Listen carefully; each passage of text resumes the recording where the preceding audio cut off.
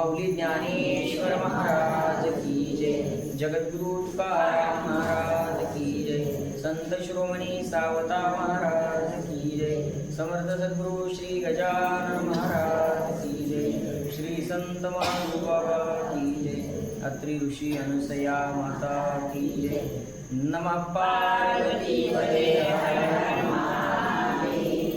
संत महाळू बाबा की जय, श्री गणेशाय नमः, श्री सरस्वती नमः, श्री गुरुभ्यो नमः, श्री मातृभ्यो नमः, श्री सांब सदाशिवाय नमः.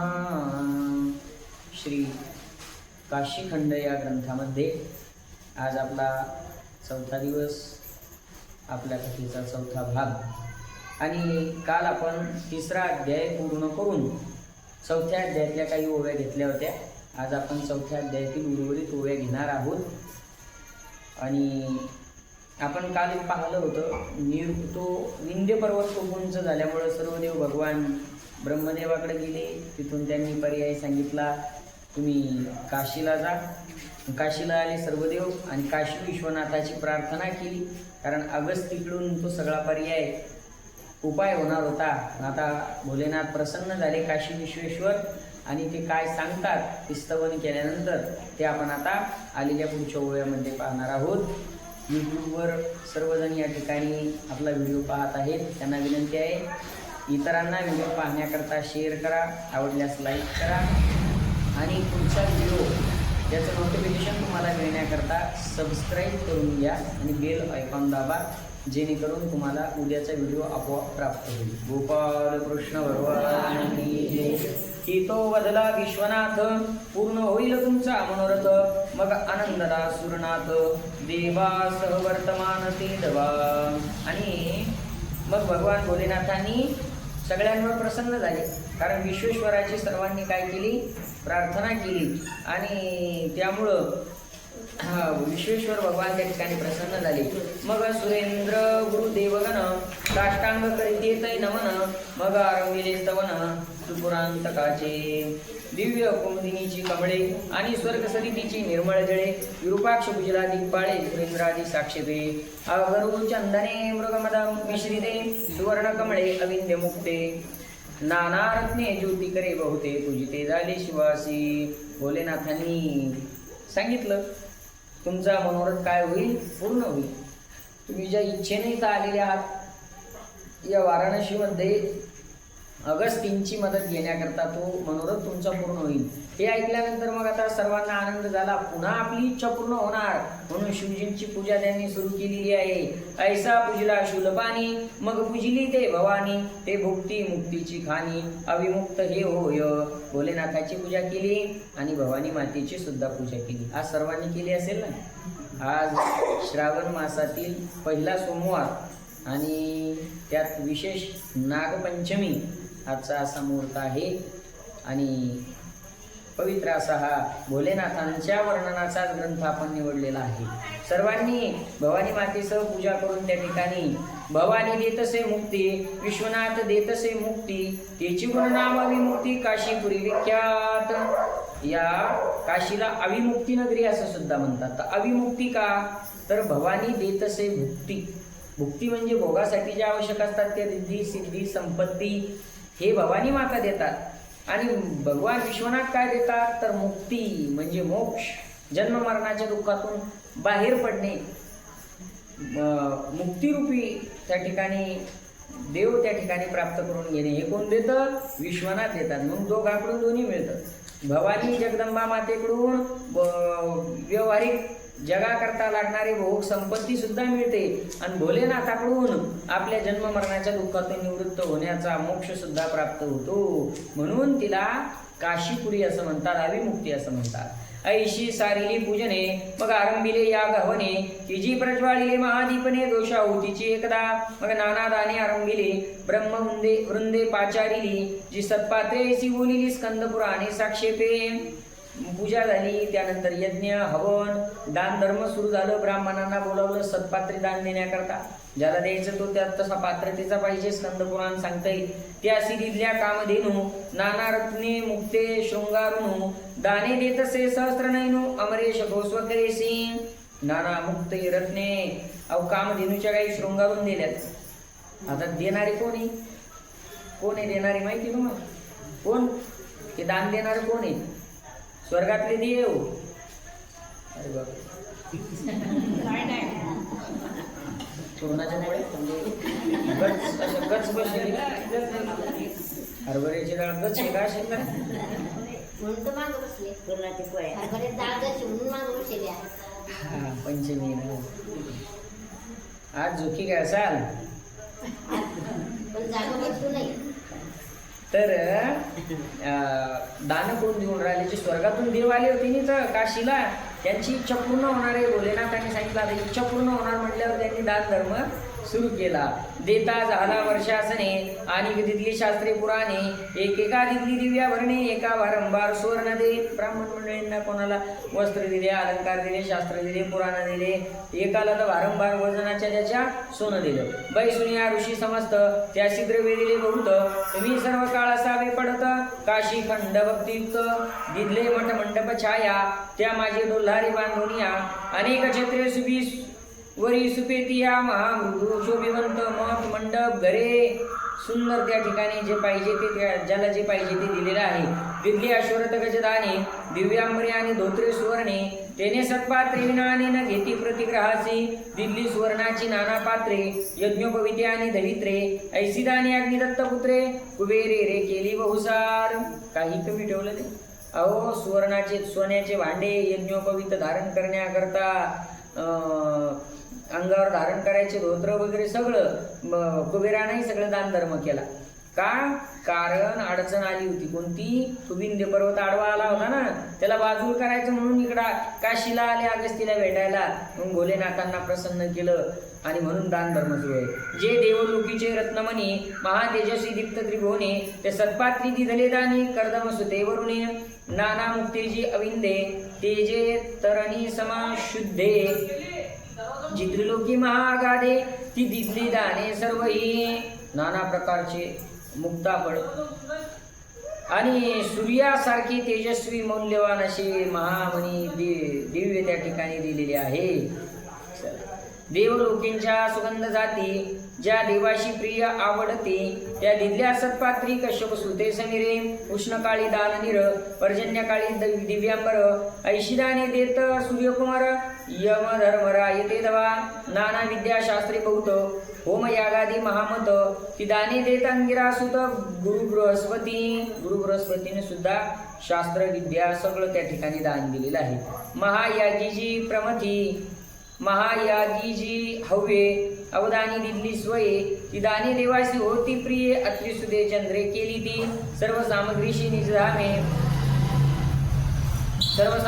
निजधामे सप्तखनिवर्गी उत्तमे ती प्रमथी तिथली विधीने मे सत्पात्र द्विजोत्तमा आणि तिथल्या रुद्राक्षमाळा मैलागिरी चंदनाचा टिळा आणि देत उपान सकळा चरण रक्षकारणे.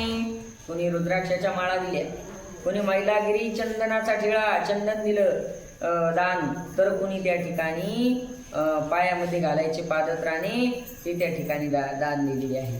दंडकमंडलूची केली दाने ब्रह्मचारी या दिल्ली मृगाजीने पालखिया सुखासने दिल्ली दाने सत्पात्रे. दंड कमंडलू ब्राह्मणांना जे जे लागतं, कोणाला बसायला मृगाचे आसनं सुखासनं, कोणाला पालख्या, सगळं दान धर्म त्या ठिकाणी केलेला आहे. ऐसिया दाने तोशिवली पात्रे मुक्ती मंडपी वैसुनी विविध युक्त मंत्रे श्रवण केली सर्व शास्त्रे काशीखंड पुराणादी. आणि तिथं सगळ्यांनी बसून स्कंद पुराणात येणारा हा काशीखंड सुद्धा त्या ठिकाणी श्रवण केला. झाली पंचक्रोशी प्रदक्षिणा मग केल्या ती लिंग स्थापना प्रासादाची रचना नभपर्यंत जानपा. आणि मग पंचक्रोशीची प्रदक्षिणा केली. ज्या तीर्थात गेलं तिथल्या पंचक्रोशीची प्रदक्षिणा करतात. पंढरपूरला गेल्यानंतर पंढरपूरचा प्रदक्षिणा मार्ग आहे माहिती आहे तुम्हाला?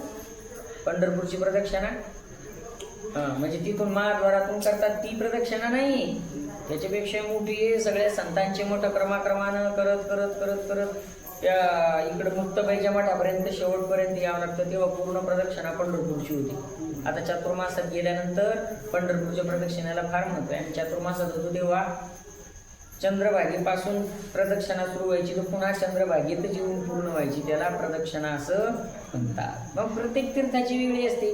आळंदी प्रदक्षिणा वेगळी, पंढरपूर प्रदक्षिणा वेगळी, आणि आता ही काशीची प्रदक्षिणा सुद्धा या ठिकाणी आहे. पेशंटसाठी पुढच्या आहेत बरं. पेशंट असेल कोणी का नाही का? ठीक आहे. गोपाल कृष्ण भगवान की जय.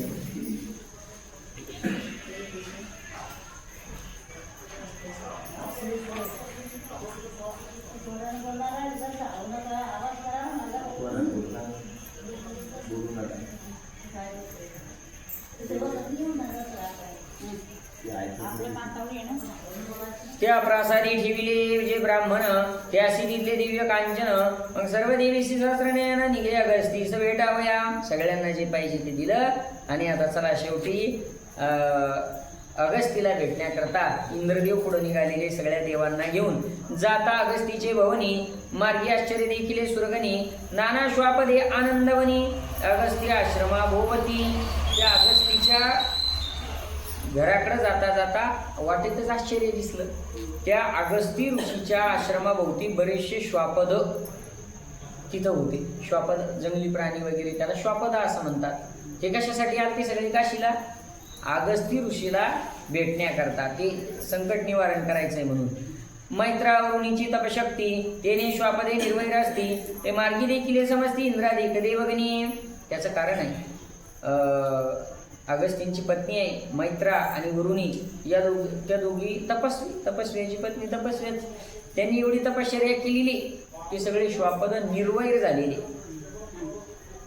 जेव्हा परमार्थ करणारा साधक आपल्या परमार्थाची त्याची एवढी उच्च कोटीची तपश्चर्या तयार होते की त्याच्यासाठी वैरी शत्रू कोणीच राहत नाही त्याच्या अंतःकरणात. आणि जेव्हा त्याच्या अंतःकरणात कोणी वैरी शत्रू राहत नाही तेव्हा त्याच्याकडे ते सगळे प्राणी आपोआप येऊन बसतात. जगद्गुरु तुकोबराय भंडारी डोंगरावर त्या ठिकाणी साधना करायला जायचे, तर सगळे पशु पक्षी त्यांच्याजवळ त्या ठिकाणी येऊन बसायचे. नाथ साधनेला गेले, सर्पानं फणी त्या ठिकाणी धरायची एकनाथ महाराजांच्या डोक्यावर, नाही का?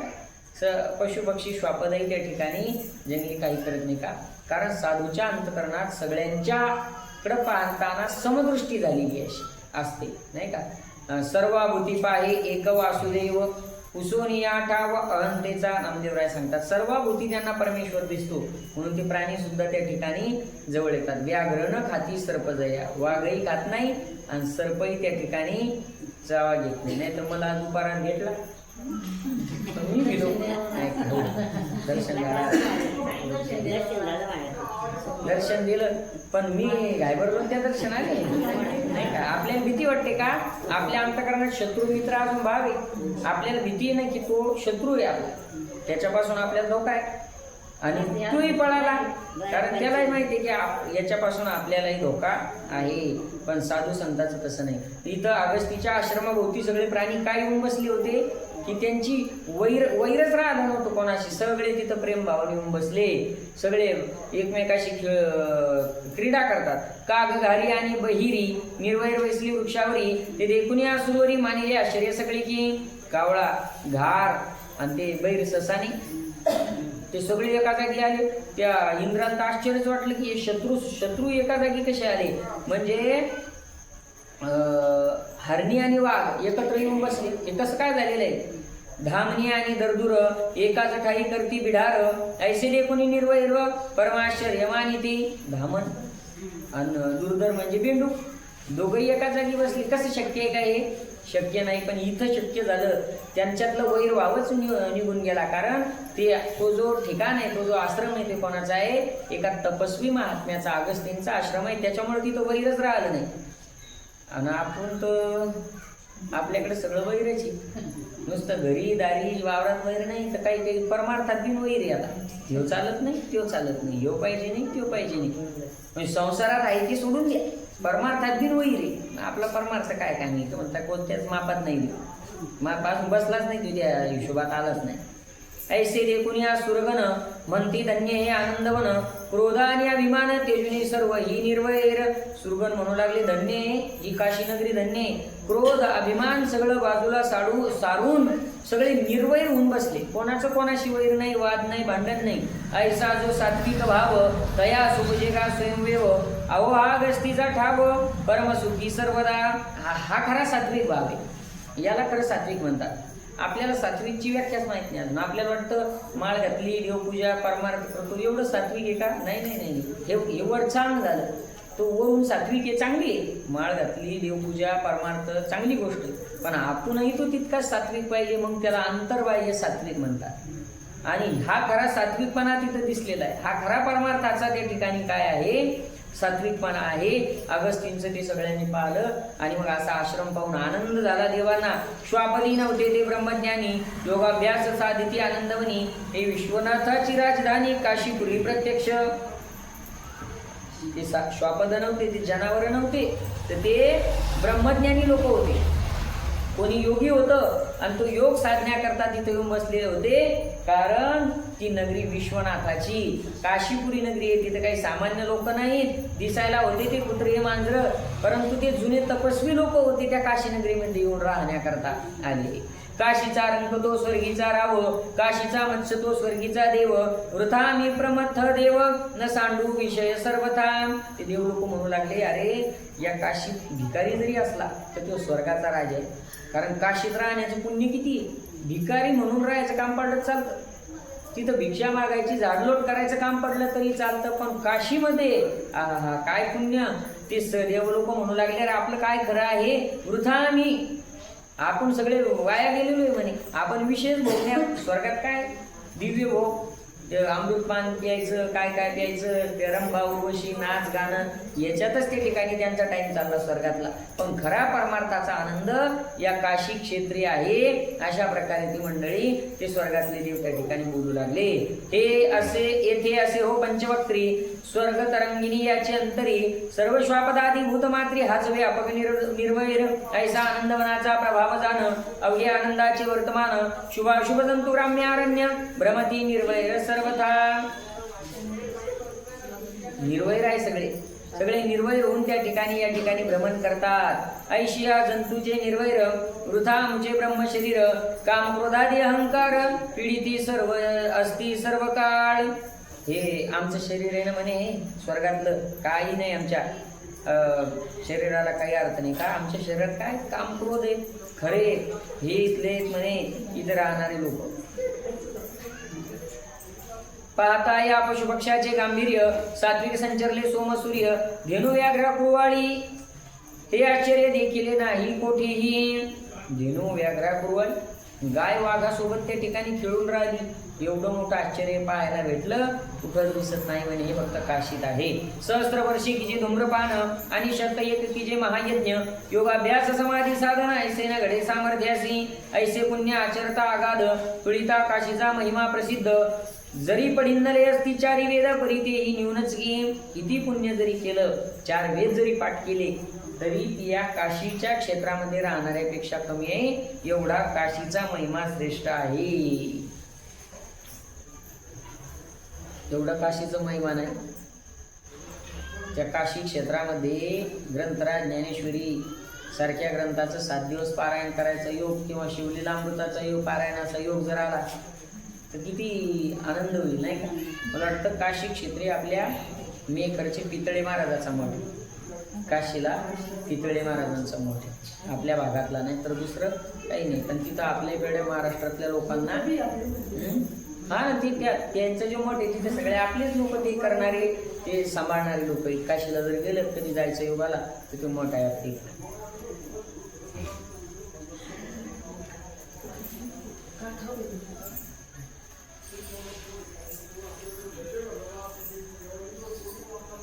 का या काशीची या पशुवाजंता पिळिता योगेश्वराची न्यूनता अरे या जळजंतूची समता न तुळे ब्रह्माधिकासी. या काशीच्या या गंगेमध्ये असणारे जे जीवजंतू आहेत ना त्यांची तुलना ब्रह्मादिक देवालाही करता येत नाही. इतके पुण्यवान आहेत. म्हणजे जीवजंतू ती देवापेक्षा श्रेष्ठ आहे असं ते सांगत आहेत. त्या क्षेत्राचा महिमा आहे. हा महिमा कशाचा आहे?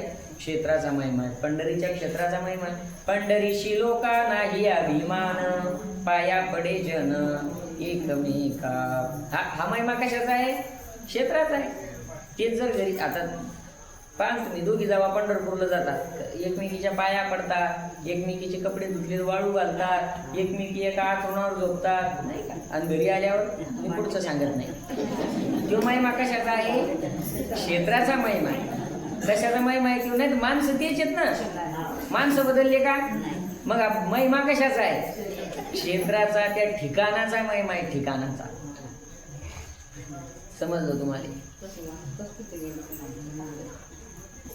महाप्रलयी नाश होय आपणासी, विश्वनाथ रक्षिया जीवजंतुशी, हे सर्व काळ असती शिवापाशी, म्हणून हे समर्थ जाणारे. महाप्रलय होताना सगळा नाश होईल, पण काशीचा नाश होत नाही, कारण ती त्रिशूळावर आहे. की नभ पाताळ कुठे अशुक्ती, याचे गर्भेसे अविर्मुक्ती, हे आपले इच्छे पासा पुष्पती निर्माण करी राहावया, ऐसे आनंदवन जाण, ते सर्व जंतूशी निर्वाण, म्हणून राहिले त्रिनयन या स्थळी परेसा. म्हणूनच भोलेनाथ तिथे राहिले. जे जंतू राहिले काशी निवासी, मुक्ती व्हावी तयासी, म्हणून या विमुक्ती ऐसी निर्मिली सदाशिवे. म्हणून भगवान भोलेनाथांनी अगोदर या काशीची निर्मिती केली आणि मग इथे ते राहायला आले. ऐसा एक समागमाचा गुण, परिधातू जे करी सुवर्ण, परिणवे दवे पाषाण धातू म्हणून या. ऐसा नवे काशीचा प्रकाश, ते पाषाण तुई होय परिस, या स्थळी राहताची महेश होनी टाके सर्वदा. अहो परिस सोन्या लोखंडाचं काय करतो? सोनं करतो, पण त्याला परिस करत नाही. लोखंडाचं काय होईल? सोनं होईल, पण लोखंडाचा परिस होणार नाही. पण या काशी नगरीमध्ये एखादा पाषाण जरी असला तर तो परिसाच्या किमतीचा आहे. एवढा महिमा या काशीचा. जैसा चंदन तरोवर सांगाते, आपणा सारखे करी वृक्षाते, तैसेची सर्व जीवजंतू येते होती शिवा समान. चंदनाच्या झाडा शेजारी जर बोरीचं झाड असलं तर त्यालाही वास सुटतो, नाही? साधू संतांनी शास्त्रांनी सांगितली ना, नाही का? चंदनी ते बोरी व्यापिल्या. हा त्या अभंगात आहे ना, जसं चंदनाने बोरीची किंमत वाढते, तसं काशी नगरीमध्ये जो जीवजंतू राहतो तो शिवाच्या समान त्याची किंमत होते. ऐसी हे काशी प्रकाशी, येथे या मिळल्या गुणा असी, म्हणून गुणनाम वाराणसी, जयासी योजिले शिवे साक्षेपे. अशी काशी नगरी प्रकाशी आहे. इथं काय काय एकत्र आलं तर नद्यांचा संगम झाला. 2 नद्यांचा संगम आहे तिथं काशीमध्ये. किती? 3 नद्या आहे का एकत्र? हा. तर म्हणून या अशा त्या ठिकाणी वरुणा आणि असी एकत्र आल्या, म्हणून त्याला वरुणा असी शब्दापासून वाराणसी हा शब्द तयार झाला. ऐसे वाराणसी महापुरी, कामना रुचे दोषिया शरीरी, सापडता नवनीत केवी प्रहरी, ग्राम श्वान तो ना करी जयाशी सापडे द्रव्यराशी, तो केवी अवैर करी त्यासी, तैसी जेवी मुक्ती काशी प्रहरी. ऐसा कवन ऐसा वाराणसीची महत्ता, अगोचर दिसे देवा समजता, मग समीप मार्ग क्रमिता देखिली गुंपा अगस्तीची. अगस्तीच्या आश्रमाकडे निघले बरं का. हे बघा, हा जो ग्रंथ आहे हा लक्ष देऊन ऐकण्याचा ग्रंथ आहे. कारण मी आतापर्यंत रामविजय वाचला, हरिविजय वाचला, पांडव प्रताप वाचला, खूप सोपे, त्याच्यात लक्ष द्यावं लागतं. मलाही काही ते शब्द जड जातात, इतका अवघड ग्रंथ या. आता ते कधीचे निघले? 3 दिवसापासून निघेले, पण अजून काही तिथं पोहोचले नाही. मधलं वर्णन खूप येतं आणि ते वर्णन करता करता आपल्या ध्यानातून मुख्य कथा जाती, नाही का? एवढं काशीचं वर्णन करणं चाललं. कुठं चालू आहे वर्णन? अगस्तीच्या दारात आल्यावर तिथं ते श्वापद आले. कशामुळं? ते क्षेत्राचा महिमा सांगितला आणि मग शेवटी पुन्हा आता जाग्यावर आले. असं करता करता हे सगळं पाहता पाहता ते अगस्ती ऋषीच्या गुफेजवळ आले. अशी कडी लक्षात ठेवावं लागेल, तेव्हा तुमच्या कथा लक्षात येईल. नाही तर जिकडे गेलं तिकडं, जिकडे गेलं तिकडं, काय केलं ते म्हणते गेलं, लक्षात नसणार. तिथून विंध्य पर्वतापासून ते बौद्ध छाया सगन तरू. आता जी अगस्तीची गुफा डायरेक्ट नाही, मग ती तवल्ल वर्णन. आता ती कशी गुफा आहे? तेथे छाया बौद्ध छाया सगन तरू, रवी किरण शक्ती संचरू, तेथे मंजुळ शीतळ समीरू, तेने डोलते दुर्मल काय आहे तिथं? सघन झाड आहेत, सघन. सूर्याचा प्रकाश काही खाली यायला जागा तिथं नाही. एकाने खेटून सघन म्हणजे रवी किरण आत येणार नाही. मंजूळ शीतळ वारा तिथं वाहतोय.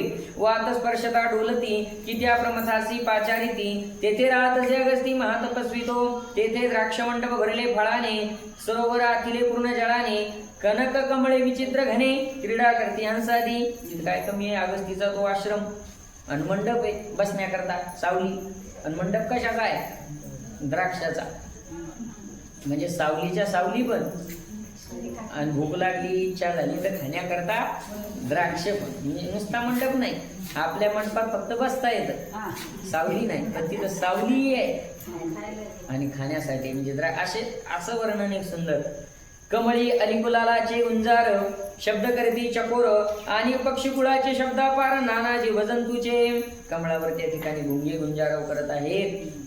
चकोर पक्षी अनेक जीवजंतू त्या फुलांवर फिरत आहेत, खेळत आहेत. पर्जन्याची होय वृष्टी चातक पाहती व्योमकुटी किंवा वरून तसे भेटी अगस्ती ऋषीची या. कधी कधी वरून पावसाची वृष्टी होते. पंचम स्वराची या ध्वनी कोकिळ बोलती तयावनी. अमराधीश वज्रपाणी येतशी ऋषी भेटी कारणे. पंचम स्वरामध्ये कोकिळा गाते आणि ती गायन करते. जणू काही सांगते अगस्ती महाराज तुमच्या भेटी करता कोण येत आहे? तर वज्रपाणी म्हणजे ज्याच्या हातामध्ये वज्र आहे तो इंद्र येत आहे. तेथे बहुत वृक्षाची दाटणी द्रुमलताची झाली से रजनी.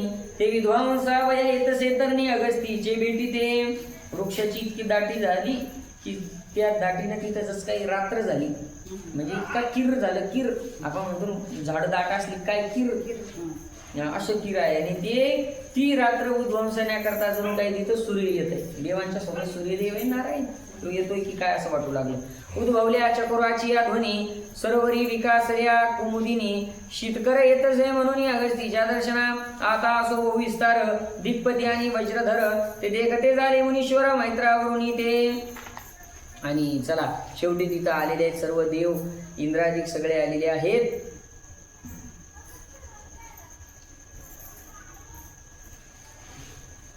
आणि त्यांनी मुनीश्वर म्हणजेच अगस्तींना पाहलं. दिसे केवळ तेज कल्लोळे की मार्तंड प्रकाशे उदयाचळे. ऐसा रेखिला दिक्पाळी कुंभोद्भवतो. आणि पाहलं देवांनी जसा काही सूर्य सुगवला उदयाच्या पर्वतावर. कुंभोद्भव कुंभातून जन्म झालेला आहे अगस्तीचा. तो इल्वल वातापीचा अंतक क्रोधेतरी पळईचा पावक. क्षमेचा परोपकारक दिना लागी झाला. काल ते सांगितले होते ते राक्षस इल्वल वातापी त्यांना मारणारा.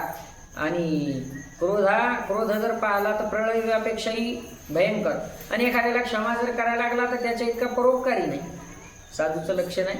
आणि म्हणून असा तो अगस्ती या देवांनी पाहला. हृदयाचा करून या तंतू मनी ओविला भवानी कांतू. तो ध्यानीची लक्षी तू सर्व काळ त्रिपुरी. काय केलं?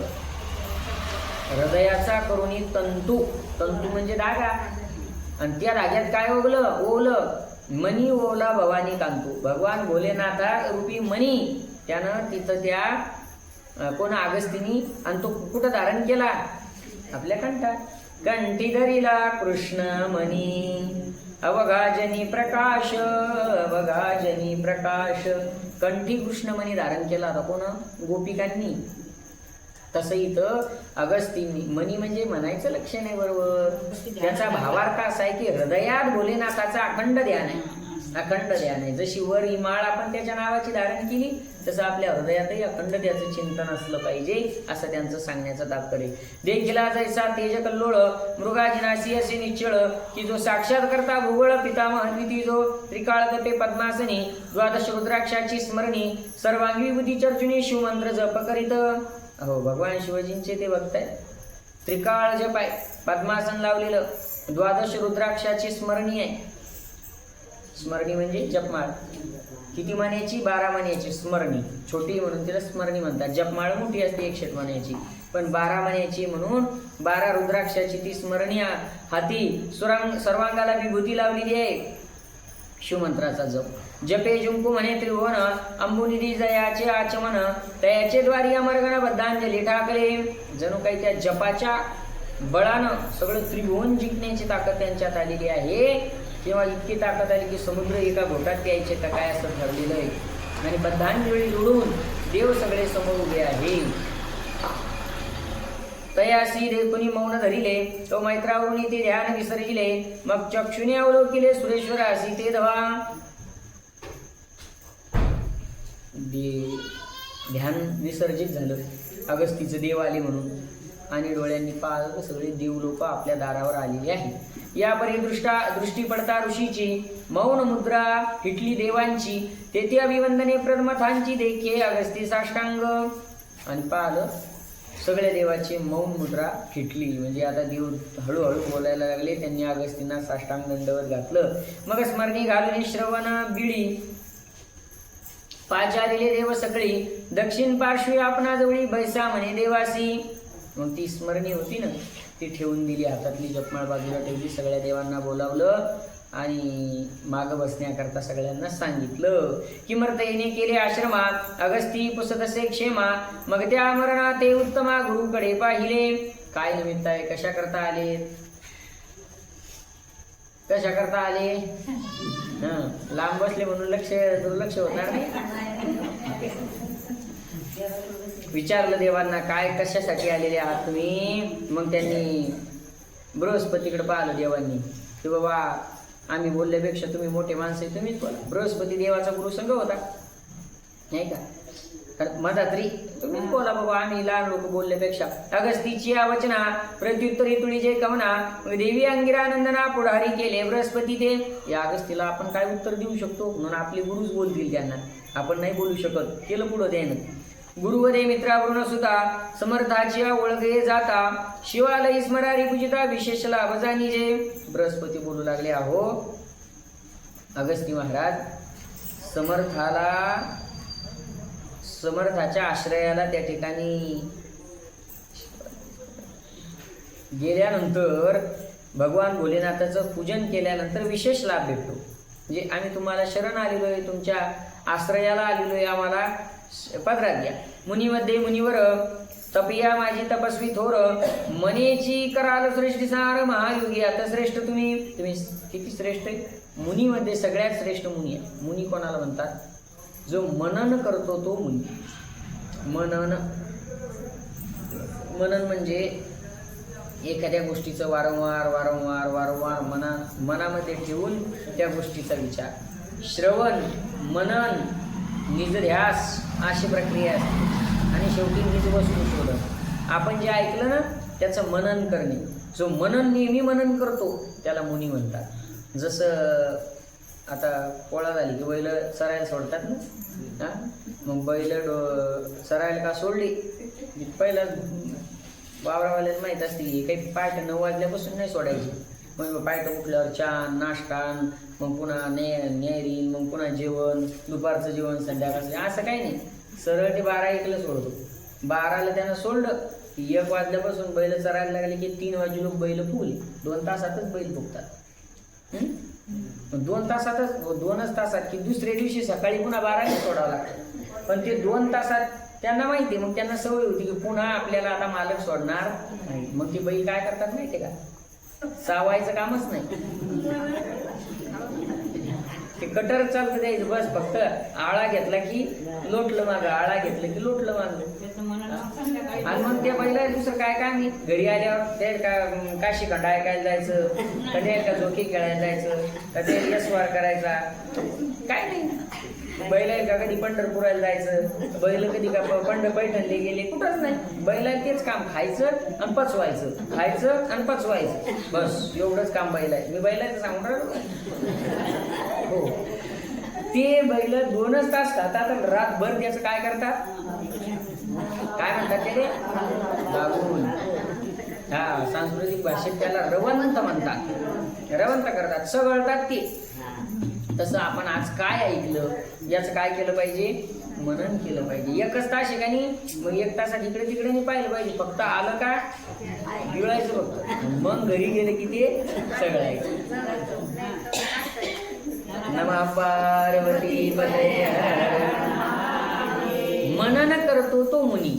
आणि अगस्ती तुम्ही मुनींमध्ये मुनी आहात तपस्व्यामध्ये तपस्वी आहात. अहो तुम्ही ठरवलं तर मनाने या सगळ्या सृष्टीचा संहार करू शकता, एवढी तुमच्या तपश्चर्येमध्ये ताकद आहे.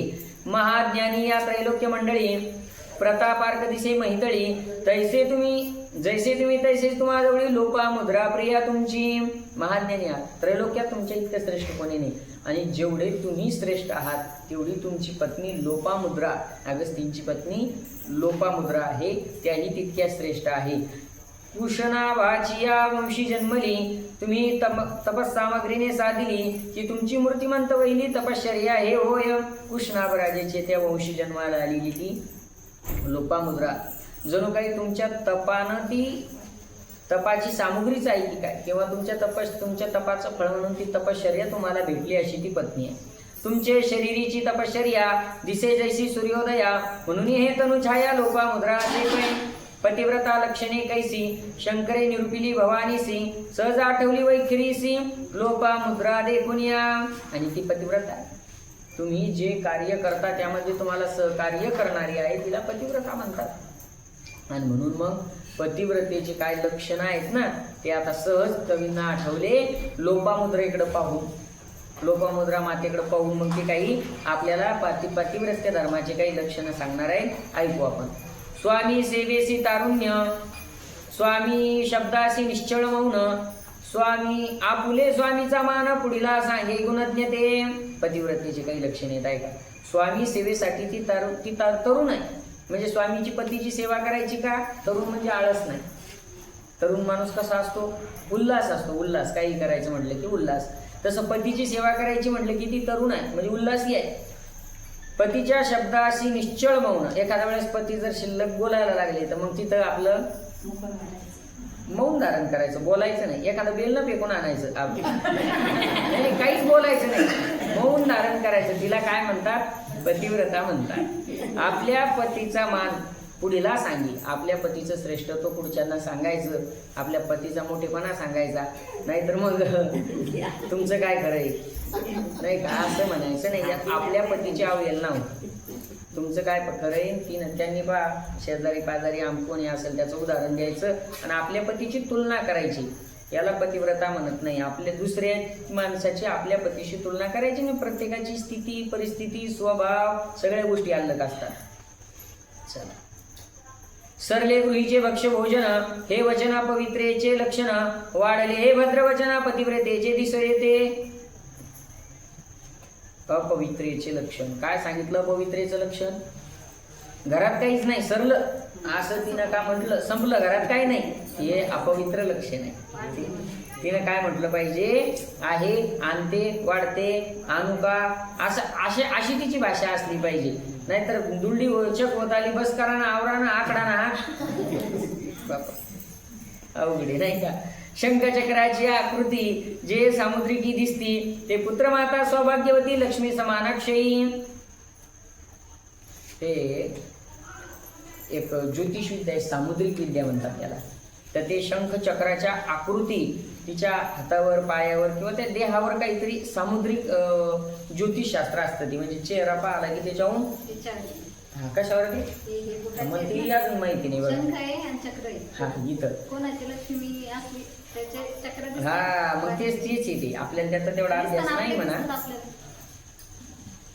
आता कोणी अभ्यासही करत नाही इतका बारीक, तर ते अजून काही लोकांकडे आहे तो अभ्यास. याच्यावरती त्या लक्ष्मीचं ते सगळे लक्षणं ओळखत असतात. तर तिच्याकडे ते लक्षणं असली पाहिजे. पुत्रमाता सौभाग्यवती लक्ष्मी सारखी ती अक्षयी असली पाहिजे ती माऊली. जे सगुण सदा शुची दिसे, जे कोमलांगी वदनी सुहास्य, शब्द बोले परम सुरसदे पती मानस संतोष. गुणाने सद्गुणी, दिसायला सुंदर सुहास्य वदन, कधी चेहऱ्यावर हास्य असलं पाहिजे.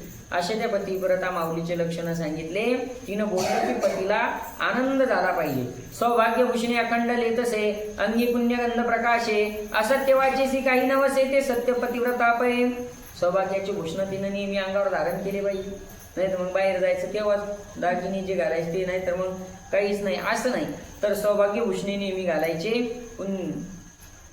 अशी ती पतिव्रता.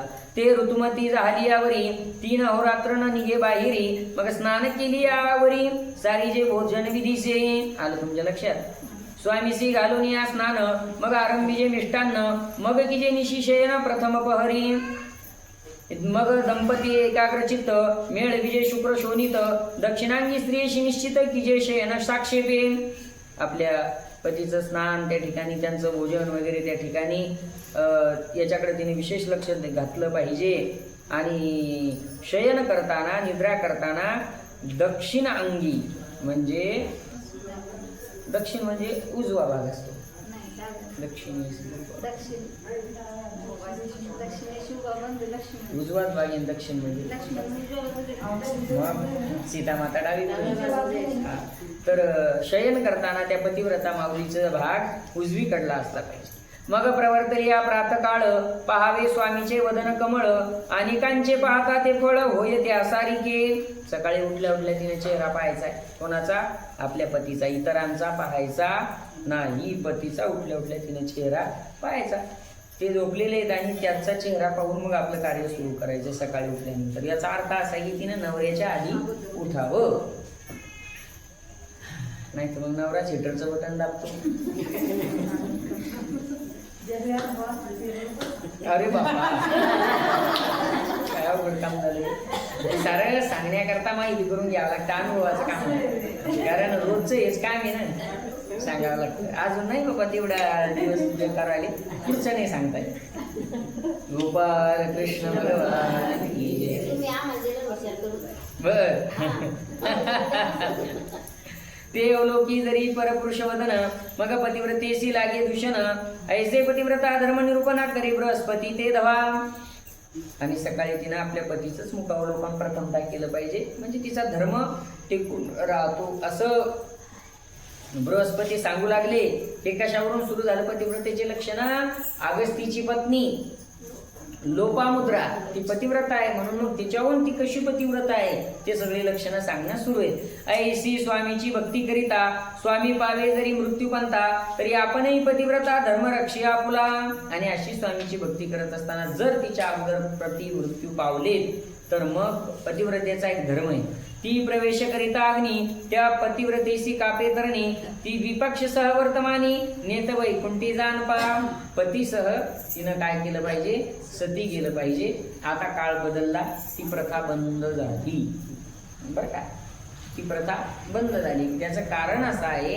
गरुड पुराणामध्ये त्याचं वर्णन तुम्ही मग ऐकलं असेल मी बऱ्याच वेळेस सांगतो पतिव्रता ती सती जाण्याची जी प्रथा ही फार सुंदर आहे खूप चांगली आहे तिचं फळ खूप मोठं आहे ती पतिव्रता जर त्या आपल्या पतीसोबत गेली सहचारिणी झाली तर ते म्हणतात सूर्य सुद्धा थरथर थरथर कापतो तिच्या पातिव्रतेच्या त्या दबापुढं कारण ते साधं काम नाही पण तिची इच्छेनं ती गेली पाहिजे बळजबरी कोंबणं म्हणजे त्याला सती जाणं म्हणत नाही सती प्रथा कुठून सुरू झाली माहिती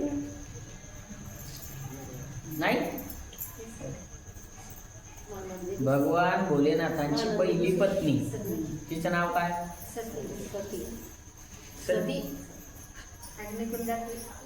बर सतीनं अग्निकुंडात उडी मारली का लुटून दिली त्याला काय भेटलं प्रश्नाचं उत्तर तुमच्या सती प्रथा कुठून तयार झाली सती मातेनं आपला देह स्वतः त्या ठिकाणी अग्नीमध्ये समर्पित केला कोण नाही तिला लुटलं अग्नीमध्ये आणि का तर आपल्या पतीचा अपमान सहन होत नव्हता कानानं ऐका वाटत नव्हता आणि स्वतःही अवज्ञा झाली होती पती सांगत होते जाऊ नको पण गेली मग त्यामुळं त्या ठिकाणी त्यांनी स्वतः त्या ठिकाणी आपला देह अग्नीमध्ये समर्पित केला म्हणून तिथून पुढे त्या प्रथेला नावच पडलं सती प्रथा म्हणून सती प्रथा आहे सती मातेपासून ती सुरू झाली म्हणून त्या प्रथेचं नाव सती प्रथा आहे पुढच्या काळात लोकांनी त्याचा गैरफायदा घेतला त्या माता मावल्यांची इच्छा नसताना त्यांना बळजबरी लुटत होते शेवटी महात्मा फुले सावित्रीबाई फुले यांनी ती प्रथा बंद करून टाकली आणि सांगितलं की आता तुम्ही पतीच्या मृत्यूनंतर सुद्धा आपलं स्वतंत्र जीवन जगू शकता परंतु नियमामध्ये राहून ते स्वतंत्र जीवन जर जगाल तर काही हरकत त्याला नाही नित्य नित्य शुची स्नाने हाची धर्मपतिव्रतेचा अग्निप्रवेश मनोभावे नव्हे तिचा तरी स्वधर्म वैधव्याचा कैसा काय आता तर मग पतिव्रता अग्निप्रवेश आणि जर नाही ती अग्निप्रवेश केला मग वैधव्य तिला प्राप्त झालं विधवा पण मग ती विधवापणात तिनं कसं राहावं हेही सांगितलं पाहिजे, इथंही पर्याय द्याला. किंवा तिनं सतीच गेलं पाहिजे असं काही नाही. मागही ती राहिली तर मग तिला काही नियम आहे. नित्य नित्य शुची स्नाने आणि दिनत्रयी क्षौर करणे, पक्षव्रत हे माझं उपोषणे की जे चांद्रायणी हो. ही प्रथा होती क्षौर करायचं, केशवपन होतं. आता या सगळ्या प्रथा बंद झाल्या. पण ग्रंथ जुना आहे आणि आपल्या संस्कृतीमध्ये ते सगळं पूर्वी होतं म्हणून त्या गोष्टीचं वर्णन आहे. चला बंद केलं आणि ते योग्यच होतं. काळ बदलला. ज्या काळात ते त्याच्या मागची काही कारणं होती बरं का. या गोष्टी काही कारणं होती, ते कारण आता इथे सांगतही नाही आणि आपला वेळ वाढवतही नाही. हे चालू होतं याच्या मागं कारणं होते आणि आता बंद केलं याच्याही मागं कारण आहे. त्याच्यामुळं ते जे होतं ते त्या टायमात योग्य होतं. आता जे सुरू आहे ते या टायमात योग्य सुरू आहे. जसं वारा असला तसं आपल्याला उपन्ने. आसनी शयना इच्छा मानसी तरी ते द्यावी सत्पात्रासी, प्रीती पाव मम स्वामीसी ऐसा संकल्प करावा की जे अल्पनिद्रा अल्प भोजन अहोरात्री स्वामीचे स्मरण नाना फळे आणि मिष्टांना द्विजासी देऊनी बक्षावे. ऐसी जे जे इच्छा मानसी ते ते तिचे सत्पात्रासी, हे प्रीती पाव माझी या स्वामीसी मग स्वीकारावे स्वदेही. आपल्या पतीला अंतकरणातून पतीच्या नावानं त्याला दान करावं आणि मग आपण ते स्वीकारावं. असं म्हणजे तिनं नेहमी पतीचं स्मरण ठेवावं, कारण तिचा पती आज परमेश्वर आहे. गेल्यानंतर सुद्धा तिनं त्याचं स्मरण ठेवावं असं त्याचा अर्थ आहे. ऐसे नाना व्रत नेम की जे पक्ष चांद्रायने उत्तम, पक्ष चांद्रायण व्रत सांगितलेलं आहे. ऐसा स्कंद पुराणी धर्म बोलीला दान विद्वांसी, विधवा मंडळींशी म्हणतो असा व्रत नियम त्या ठिकाणी सांगितलेले. काही अवघड, खूप अवघड. पक्ष चांद्रायणाचा अर्थ इथं त्यांनी सांगितला. जसं शुक्ल प्रतिपदेपासून अमावशेनंतर पहिल्या प्रतिपदा असतो पहिला दिवस, तर प्रतिपदेपासून पौर्णिमेपर्यंत एक एक घास जेवण वाढवत जाणे. म्हणजे प्रतिपदेला एकच घास, द्वितीयेला 2 घास, तर पौर्णिमेला 15 घास. 15व्या दिवशी पौर्णिमा. मग पुन्हा एक एक घास कमी करणे. पौर्णिमेच्या नंतर दुसऱ्या दिवशी 14, 13, 12, तर पुन्हा अमावशेला काहीच नाही. याला पक्ष चांद्रायण व्रत म्हणतात. आता काही कोणी करू नका, हे जुन्या काळातलं वर्णन. पतिवंचिका ज्या तत्वासी त्या माता पित्राच्या अहिता, स्वामी सांडुनी सुरता परपुरुषी वांचिती, ते असे लावण्याची राशी स्वपुरुष नावडी तीसी, ते अवलक्षण परासी रती इच्छी अवरात्र, आपले स्वामीचा देखुनिया मान त्यास चिंतितसे अपमान, म्हणून ऊर्ध्वपाद अधोवदन ओळंगे ती वृक्षडाळी. आपल्या पतीचा अपमान करणारी जी असते ना, ते म्हणतात ती पुढच्या जन्मामध्ये ती वटवाघूळ होती. आपल्या पतीचा अवमान करणारी ती उलटी असते म्हणतात ती तशा प्रकारे. ऐसे शुभाशुभ धर्म सांगता स्कंद पुराणी असे विस्तीर्णता, मी संकलित श्रोता करीत असे निरूपण. स्कंद पुराणात खूप आहे विस्तीर्ण, ते तुम्हाला थोडक्यात सांगितलं. ते म्हणतात ऐसे धर्मनिरूपी देवगुरु परिसतसे कुंभज मुनिवरू, आणि देतो देवगुरु बृहस्पती अगस्तीसी, गुरुवदे हे महातपेश्वरी लोपामुद्रा तुमची सुंदरी, हिचे गुणत्रैलोक्या माधरी अनुपम सर्वासी. आणि मग ते गुरु म्हणतात अशी तपस्विनी आणि लोपामुद्रा पतिव्रता पत्नी माऊली तुम्हाला भेटली, धन्य आहे. त्रैलोक्यात तुमच्यासारखा भाग्यवान नाही. परी आता त्रैलोक्य होणे 12 पतिव्रता कामिनी, त्यांचेनी सत्वे मेदिनी असे जाण कुर्मपृष्टी. या भूतलावर 12 पतिव्रता असतात आणि त्यांच्यामुळे भूमी स्थिर आहे म्हणे. स्थिर कुर्मपृष्टी कासवाच्या पृष्ठीवर म्हणतात ना, असं ते आहे मान्यता. आता ते हे सगळं पुण्य कोणाचं आहे तर पतिव्रता माऊलीचं आहे. पण कसं कोणा गरमी होत असेल तर सुरू करायचं. मला अडचण नाही काही, तुम्हाला तिकडला सुरू करायचं असतात का? एकच होतो, एक 2 होतात. एकाच पिण्यात 2 राहू द्या. त्याचा आवाज येईल. गोपाल कृष्ण भगवान प्रतिव्रतेची मात वदनी वदती, स्वर्गी देव अनुवादती, आधी श्रेष्ठ ते अरुंधती, वशिष्ठ ऋषीची विख्यात. त्या 12 सांगतायत बरं का, ते आता ठेवा लक्षात. पतिव्रतेची मात पहिली कोण सांगितली? अरुंधती. वशिष्ठांची पत्नी अरुंधती माता ही पतिव्रता आहे. चतुराननाची सावित्री प्रिया आणि अत्रीची ती अनुसया, शांडिल्याची सती जाया, लक्ष्मी महाविष्णूची, ब्रह्मदेवाची सावित्री, अत्री महाराजांची अनुसया माता, शांडिल्य ऋषींची पत्नी जाया,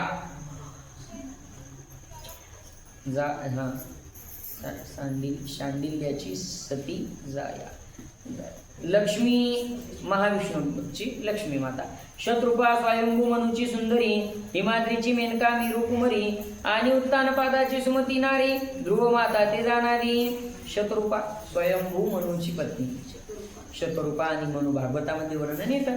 ही प्रथम ब्रह्मदेवापासून निर्माण झाले स्त्री आणि पुरुष मनू, आणि तिची पत्नी शत्रुपा. हिमाद्रीची मेनका, हिमालयाची पत्नी मेनका मेरूची कन्या.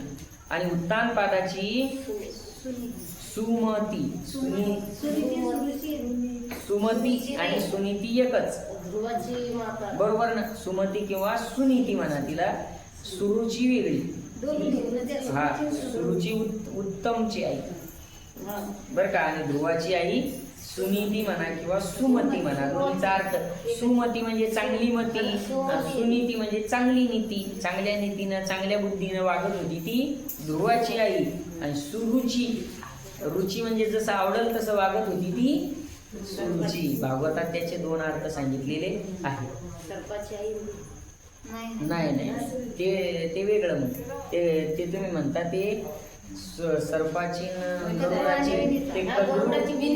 कर्तृ आणि विनिता, ते इतिहास वेगळा आहे. शत्रुपा स्वयंभू म्हणून झाले. संज्ञा पतिव्रता मार्तंडाची, स्वहास्मिंतिनी अग्नीची, तैसीच सती भार्या शिवाची, दक्ष कन्या प्रसिद्ध. मार्तंड ऋषीची संज्ञा नावे बघ, सुंदर नाव आहे जुने. मार्तंडाची पतिव्रता माऊली संज्ञा, अग्नीची पत्नी स्वाहा. स्वाहा. आणि शिवाची सती दक्षकन्या. यांशी तुल्य प्रौढी जीएसी ते लोपा मुद्रा कुंभोद्भवाची, आणि प्रत्युत्तरे देवगुरुची परिसतसे अगस्ती तो. एवढ्या तुलनेची आहे म्हणे अगस्तीची पत्नी ही लोपामुद्रा यांच्या बरोबरीची आहे. अशा प्रकारे अगस्तीला देवगुरु बृहस्पती सांगून राहिले. देवासगट ते तिथं काशीला आलेले आहेत. तिथंही सगळी चर्चा सुरू आहे. शतयज्ञ केले काशीपुरी, पक्ष छेदुनी भूमी पाहिले गिरी, तो अमरनाथ तुमचे द्वारी उभा तिष्ठत सेविसी. 100 यज्ञ केले आणि पक्ष छेदून त्या ठिकाणी अमरनाथाचं पक्ष छेदुनी भूमी पाहिली गिरी. पक्ष छेदन करून त्या ठिकाणी भूमीवरून गिरी पाहिले. एखाद्या पक्षानं एवढं तप केलं तेव्हा प्रसन्न होईल अमरनाथ, तो तुमच्या दारात साक्षात उभा आहे. म्हणजे बोले ना काशी विश्वनाथ. नवनिधी भांडार दयापाशी, धन देऊनी व्यापी त्रैलोक्यासी, तो कुबेर तुमच्या सेवेशी उभा असे बद्ध करे. हे बघा, अहो आम्ही तुमच्याकडे आलो, काय कमी आहे? नवनिधी भांडार ज्याच्याकडे आहे तो कुबेर, तुमच्यासाठी काय सेवा करायची तो उभा आहे. विश्वनाथाचा तृतीय लोचन, ब्रह्मांड दग्ध करील न लागता क्षण, तो वैश्वानर महापुरुषानं उभा असे जवळी गे. विश्वनाथाच्या तिसऱ्या डोळ्यातून निघाला तो अग्नी. तो अग्निदेव सुद्धा आमच्या सोबत आहे. सगळे देव आलेले होते ना. काय पाहिजे ते सांगा. गिरीवर उठती समोळी, महाप्रळयाचे तेज मावळी, तो महामारुतबद्धांजळी उभा सेवेसी तुमची. या वेळ पडली तर पर्वत सुद्धा ओलांडून टाकन इतकी ताकद ज्या मारुतात आहे. मारुत म्हणजे हवा, वायू, तो आमच्या सोबत आहे. वायुदेव. प्रळयी संवत्सर शत भरी, मुसळधारी वृष्टी करी, तो कर्दम सूत तुमचे द्वारी उभा राहिला श्रद्धेने. अहो एका वर्षात सगळा प्रलय करून टाकल किंवा मुसळधार पडेल असा वरुण देव, पावसाची देवता, कर्दमाचा पुत्र वरुण आमच्या सोबत आहे. जे यात्रे आणि ते हात जोडून तुमच्या पुढे आलेले इतके तुम्ही श्रेष्ठ आहे अगस्ती. जे यात्रेलोक्या माझारी, भ्रमती वीरूचे पाठारी, ते सोमसूर्य तुमच्या द्वारी उभे तिष्ठत सेवेसी. जे यात्रेलोक्यामध्ये रोज फिरतात, रोज येर धऱ्या करतात. सोमन सूर्य म्हणजे सूर्य चंद्र, ते तुमच्या दारी आज हात जोडून उभे. काय तुम्ही श्रेष्ठ आहेत अगस्ती. त्रैलोक्यावरी दंड फिरत, चारी खाणी जो संहारित, तो यमराव सूर्यसूत उभा तुमचे सेवेशी. ज्याचा दंड त्रैलोक्यामध्ये त्या ठिकाणी सगळ्यांना सारखा आहे. कोणाचा? यमराजाचा. सगळ्या खात्यात भ्रष्टाचार झाला, पण अजून तिथं भ्रष्टाचार नाही तर सगळीकडे भ्रष्टाचार आहे. तिथं अजून भ्रष्टाचार नाही. किंवा एखादा श्रीमंत माणूस आहे, भरमसाठ पैसा आहे, त्याचं मरण आलं आणि त्यानं गवाळ यमराजाला दिलं आणि आपलं मरण चुकवलं आहे का? असं इथं भ्रष्टाचारच नाही झाला अजून.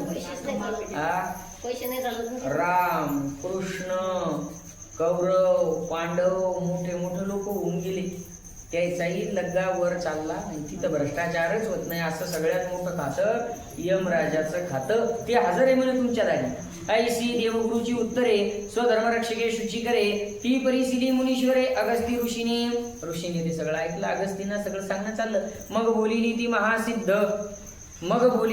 महासिद्ध तो तपिया माझी अगाध, परोपकाराचा सागरची शुद्ध अगस्ती मुनी जाणपा। आणि मग तो परोपकाराचा सागर असणारा अगस्ती मुनी काय म्हणतो ऐका, म्हणेगा अंगिरा नंदना देवा दिशा सहस्त्र नयना, तुम्ही आले ती ज्या कारणा ते श्रुत करावे मज। चला आत्ताशी प्रश्न विचारला, कशा करता आले तुम्ही सगळे देव? हिमतले एवढे जे सगळे फाटे आहेत ना ही माहिती करताय। आता पतिव्रतेची माहिती मधात चालता चालता त्यांनी वाढवला विषय का, त्या निमताना आपल्याला माहित झालं, नाही का आले बसले विचारला प्रश्न, नाही का झालं असतं। पण मग ही ज्ञान माहिती होण्याकरता हे सगळे फाटे कथा कल्पतरू पाहिला ना, पण कल्प मनात आला की लगेच त्याचं निरसन, म्हणून त्याला कल्पतरू म्हणतात। यातही चांगले सुंदर माहिती सांगा तुम्ही कशा करता आले। मग बदला तो देवगुरु मधुर आणि धीर गंभीरू, जैसा उदधी माझी सागरू क्षीराब्दीच तो एक, म्हणे देवासी करावी क्षमा परोपकारा परम उत्तमा, जे कार्य निरूपावे तुम्हा ते आधीच व्यक्त असे की। अहो क्षमा करा, तुम्हाला काय माहिती नाही, तुम्हाला जे सांगायचं ना कार्य ते तुम्हाला ज्ञात आहे गुरु। तुम्ही समर्थ ऋषिकुळ भूषणा करावी सुरगणाची करुणा, निर्विघ्न करुणी त्रिभुवना कीर्ती उर्वावी भुवनत्रयी। या देवांना सगळ्यांना शांत करा, निर्विघ्न करा, यांच्यावर फार मोठं संकट आलेलं आहे, दया करा। जैसे तरुमुळी घालिता नीर ते सर्व लताशी करी विस्तार, तैसे तुमचे मनांकुर व्यापक असते सर्व भूती। तुम्हाला काय माहिती नाही, सर्वांच्या हृदयामध्ये तुमचा वास आहे आणि मग सगळ्यांच्या मुळच तुम्ही असल्यामुळं त्या मुळाला पाणी घातल्यानंतर वेगवेगळ्या पानाला पाणी द्यायचं काम नाही। वरी पुशले ते करावे श्रुत, परी पुशले ते करावे श्रुत, तुम्हा पुढे कथावे किंचित, प्रमथांशी झाला जो युगांत तो परिसावा स्वामिया। पण आता तुम्ही विचारलंय, तुम्हाला सगळं कळतं, तुम्ही त्रिकालच ज्ञान, पण सांगतो आमचं कर्तव्य तुम्ही विचारल्यानंतर या देव लोकांवर फार मोठं संकट आलं। जसं काही युगांत मांडला, जो सर्व शैल्यात श्रेष्ठ विंध्याद्री झालासे गर्विष्ठ, तेने योममार्गी केले संकट रवी शशी दिग्पाळा।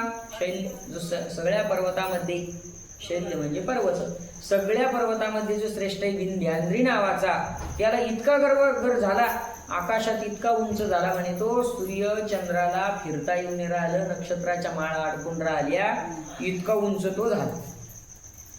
आलं तुमच्या लक्षात आता आली कथा झाल्यावर, तेने दिग्पती रोधिले मार्गी, यजमान मंद झाले यागी, तरी त्या प्रमथांचे भागी व्हावे जी उपकारी। दिग्पाल 10 दिशांचे जे दिग्पाल आहे ते सगळे दिग्पाल म्हणे त्यांचे मार्ग थांबले। यजमान यज्ञ करणारे, आता सूर्याचा उदय झाला नाही ते यज्ञ होऊन राहिला, सगळे कामं थांबले, यज्ञ झाला नाही म्हणून देवाला यज्ञाचा अवती भाग मिळाला नाही। हेची यावया कारण वृद्धी पाववी या गहन, त्याने तृप्त होती देवगण हाची तुम्हा परोपकार। तुम्ही काही करा, ती यज्ञ सुरू करा, हे संकट निवारा, हाच तुमच्यावर तुम्ही केलेला परोपकार होईल। ऐसे वदे देवगुरु बृहस्पती, मग प्रत्युत्तर वदे अगस्ती, जी असेल तुमची मनोवृत्ती ते कार्य करू तुमचे। मग अगस्ती म्हणतात देवगुरु बृहस्पती चिंता करू नका, जे तुमच्या मनात असेल ती इच्छा मी पूर्ण करू। वेळ सांगा। परोपकाराचे कारण हे पूर्ण होणे जयाचे न, ते न करी तरी होय आन यशाची दयाची। परोपकाराचं हेच कारण आहे।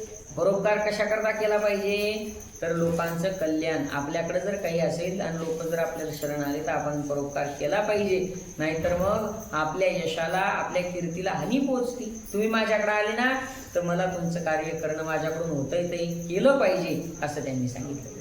तरी आज्ञाप्रमाण तुमची ऐसी बोली परिसुनी अगस्तीची, तेने अंतकरणे प्रमथांची उचंबळली सागरायसी। तुम्ही जी आज्ञा द्याल ती आज्ञा आम्हाला प्रमाण आहे, अशा अगस्तीचे शब्द ऐकल्यानंतर सगळे देव आनंदित झाले की वा, आपण ज्या कामासाठी इथपर्यंत आलो ते काम आपलं होणार म्हणजे होणार। ऐसी अगस्तीची वाणी मस्तक वंदिले देवगणी, मग मौनेची वैश्वनी विमानी निघते झाले सर्व देव। अगस्तीची वाणी आहे की मी तुमचं कार्य करणार, तुम्ही आता चिंता करू नका, आता तुम्ही घरी गेले तरी चालता. आरती उद्या आरती झाली तिचा. सांगितलं तुम्ही आता निघायला काही हरकत नाही. त्यांनी लगेच आपले विमानामध्ये सगळे देव बसले, निघते झाले. ऐसे पहुडले सुरेश्वर आता अगस्ती होईल चिंतातुर, ते कथा परिसाची सविस्तर म्हणे शिवदास गोमा. आता देवनी चिंता झाली, कारण त्यांनी कारभार सोपवला अगस्तीवर. अगस्तीला चिंता की आता याला कसं झुकवायचं, कोणाला? ते विंध्य पर्वत उंच झाला होता ना, याला ती कथा तुम्ही आता सविस्तर ऐका पुढच्या अध्याय. इति श्री स्कंद पुराणे काशी खंडे अगस्ती दर्शनम नाम चतुर्थाध्याय. श्री साम सदा शिवार्पणमस्तु. पुंडलीक वरदा हरि विठ्ठल श्री ज्ञानदेव तुकाराम. नमः पार्वती पते हर हर महादेव. 4 अध्याय आपले पूर्ण झाले. उद्या आपण अध्याय पाहू 5वा.